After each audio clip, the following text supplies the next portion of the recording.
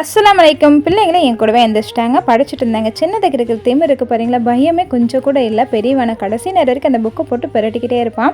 பிள்ளைங்களுக்கு இன்றைக்கி ஹாஃப் டேங்கிறதுனால காலையில் சாப்பிட்றதுக்கு நைட்டு செஞ்சு சப்பாத்தியில் மிச்சம் இருந்துச்சு. அதில் கொத்து சப்பாத்தி ரெடி பண்ணி கொடுத்து சாப்பிட்டு கிளம்பிட்டாங்க. பப்பு இன்றைக்கி காலையில் அழுதுகிட்டே இருந்தான். சரி அவனை தூங்க வச்சுட்டு அதுக்கப்புறம் தான் லஞ்ச் வந்து ரெடி பண்ண தொடங்கினுங்க. லஞ்சுக்கு இன்றைக்கி எங்கள் ஊரில் வைக்கிற மாதிரி பருப்பு சாறு தான் ரெடி பண்ணலாம்னு சொல்லிட்டு, பருப்பு சாறுனா குழம்பு தான் நாங்கள் வந்து சாருன்னு சொல்லி சொல்லுவோம். நீங்கள் வந்து கேள்விப்பட்டிருக்கீங்கன்னு சொல்லுங்கள். அதுக்கப்புறம் எப்போ போல் தாளிப்பு போட்டுக்கலாம். அதெல்லாம் நம்மள்ட்ட இருக்கிற காய் சேர்த்துக்கலாம். இன்றைக்கி எங்கிட்ட அவரைக்காய் உருளைக்கிழங்கு தான் இருந்துச்சு. இதில் சாம்பார் தூள் சேர்க்க தேவையில்லைங்க. அதுக்கு பதிலாக மிளகாய்த்தூள், மல்லித்தூள், மஞ்சள் தூள், உப்பு சேர்த்து பருப்பு வேக வச்சு தண்ணி ஊற்றி இந்த காய் நல்லா வேக வச்சுக்கலாம்.